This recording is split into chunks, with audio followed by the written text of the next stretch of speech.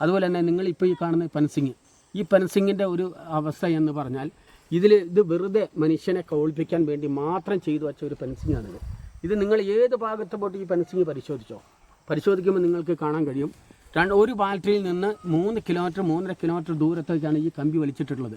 ഒരു കാരണവശാലും ഇതിൽ നിന്ന് ഈ ഫെൻസിങ് മറികടന്നിട്ടാണ് ഈ കാണുന്ന വിള, ഇപ്പം നിങ്ങൾ ഈ കാണുന്ന വിള നശിപ്പിച്ചിട്ടുള്ളത്. അപ്പോൾ ഈ ഫെൻസിങ്ങിൻ്റെ പവർ എത്രത്തോളം ഉണ്ടെന്ന് നിങ്ങൾക്കത് പരിശോധിച്ചാൽ തന്നെ കണ്ടാൽ തന്നെ മനസ്സിലാവും. പിന്നെ ഇതിൻ്റെ ഗ്രേഡ് എന്ന് പറഞ്ഞാൽ 9.5 മുന്നോട്ട് പോകണമെന്നാണ്. ഇപ്പോൾ ഇത് പരിശോധിച്ച് കഴിഞ്ഞാൽ 3 പോയിൻ്റ് പോലും ഉണ്ടാവുമെന്ന് ഞങ്ങൾക്ക് ഉറപ്പില്ല. ഇത് ഏകദേശം ഒരു തടസ്സം കൂടാതെയാണ് ആനകൾ ഇതിലെയാണ് കടന്നു വരുന്നത്. അപ്പോൾ ഇങ്ങനെയുള്ള കടുവകളെങ്കിലും വാച്ചർമാരെ നിർത്തി ഞങ്ങളെ കർഷകരെ സംരക്ഷിക്കാൻ ആവശ്യമായ ഒരു നിലപാടും ഇവർക്കുടെ ഭാഗത്തുനിന്ന് ഉണ്ടാവുന്നില്ല. ജനങ്ങളെ കാണുമ്പോൾ അത് തരാം ഇത് തരാം രാഷ്ട്രീയക്കാർ പറയും പോലെ മോഹന വാഗ്ദാനങ്ങൾ നൽകുക എന്നല്ലാതെ ഇതൊന്നും പ്രാബല്യത്തിൽ വന്ന ഒരു ചരിത്രം ഇതുവരെ ഉണ്ടായിട്ടില്ല. കുങ്കിയാനകളെ ഇടയ്ക്കിടയ്ക്ക് കൊണ്ടുവരും. കുങ്കിയാനകളെ കൊണ്ടുവന്നിട്ട് കുങ്കിയാനകളെ ഒരു സ്ഥലത്ത് കെട്ടും, അവിടെ നിർത്തി 2-3 ദിവസം അവിടെ നിർത്തി 2-3 ദിവസം കഴിയുമ്പോൾ അവർ അതിനെ അഴിച്ചുകൊണ്ട് പോകും. ഈ പകൽ സമയത്ത് കുങ്കിയാനകളെ കൊണ്ടുവന്നിട്ട് അതിനൊരു സ്പോട്ട് നിശ്ചയിച്ച്, അല്ലെങ്കിൽ ഇന്ന പറമ്പിലേക്ക് ഇറങ്ങുന്ന ആനകൾ ഇന്ന സ്ഥലത്തുണ്ടെന്ന് കണ്ടെത്തി അതിന് വേണ്ട നടപടി സ്വീകരിക്കാൻ ഇവിടെ ആളില്ല. ഇപ്പം 3 ദിവസമായി വള്ളുവാടിയിൽ ഇപ്പോൾ കുങ്കിയാനകൾ വന്നിട്ട് ഇതുവരെ ആ കുങ്കിയാനകളെ കൊണ്ട് മറ്റൊരു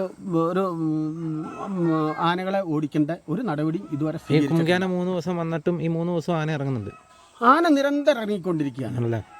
ഒരു ദിവസം പോലും ഇല്ലാണ്ട്. ഇന്നലെ ഇപ്പോൾ കാണാൻ നമ്മുടെ തൊട്ടപ്പുറം ആനപ്പന്തി എന്ന് പറഞ്ഞ പ്രദേശത്ത് കണ്ടമാനം ഏക്കർ കണക്കിന് ഇത് ഇത്രയൊക്കെ കഷ്ടപ്പെട്ട് ഈ അവസാനം വരെയുള്ള നമ്മൾ കാത്തു സൂക്ഷിച്ച് ഇനി ഒരാഴ്ച മതി നമുക്കിത് വിളവെടുക്കാൻ. അന്നേരമാണ് ഈ നഷ്ടങ്ങൾ നമ്മൾ നേരിടുന്നത്. ഇതിന് എന്ത് നഷ്ടപരിഹാരം സർക്കാരിൻ്റെ ഭാഗത്തുനിന്ന് അല്ലെങ്കിൽ ഫോറസ്റ്റ് ഡിപ്പാർട്ട്മെൻറ്റിൻ്റെ ഭാഗത്തുനിന്ന് കിട്ടും എന്ന് ഇതിന് മുമ്പുണ്ടായ സംഭവത്തിനൊന്നും കിട്ടിയിട്ടില്ല. ഇതിന് കിട്ടുമെന്ന് ഞങ്ങൾക്കൊരു പ്രതീക്ഷയില്ല.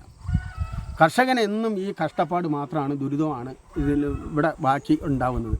അതുപോലെ തന്നെ വന്യമൃഗശല്യം കൊണ്ട് മരണപ്പെടുന്നത് വർദ്ധിച്ചു വരികയാണ്.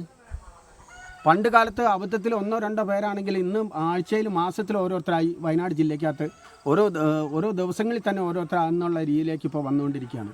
അത്രയേറെ മൃഗശല്യം വർദ്ധിച്ചിരിക്കുകയാണ്. ഒരു 80 വയസ്സുള്ള ഒരു അമ്മയാണ് ഈ കൃഷി ഇറക്കിയിട്ടുള്ളത്. ആ അമ്മേൻ്റെ ഏറ്റവും വലിയൊരു പ്രതീക്ഷയായിരുന്നു ഈ കൃഷി. ഈ കൃഷിയിൽ നിന്ന് ഇനി അവർക്ക് എന്ത് ലഭിക്കാനാ? ഒരു വച്ച കഞ്ഞി കുടിക്കാൻ പോലും, ഒരു നേരത്തെ അരി വിട്ട് പിന്നെ കഞ്ഞി വെച്ച് കുടിക്കാൻ പോലുള്ള ഇതിൽ നിന്ന് ഇനി വിളവ് ലഭിക്കില്ല. അവർക്കിടെ പെൻഷൻ പൈസ സ്വരൂപിച്ചുകൊണ്ടാണ് അവർ ഈ കൃഷി ഇറക്കിയിട്ടുള്ളത്. ഇതിൽ പരം എന്ത് നഷ്ടമാണ് ഇനി വരാനുള്ളത്? ആ അമ്മേനെ നിങ്ങൾ കണ്ടിട്ടുണ്ടാവും. അമ്മേനെ കണ്ടപ്പോൾ നിങ്ങൾക്കത് മനസ്സിലായിട്ടുണ്ടാവും അവർക്കുടെ വേദന എന്താണെന്നുള്ളത്.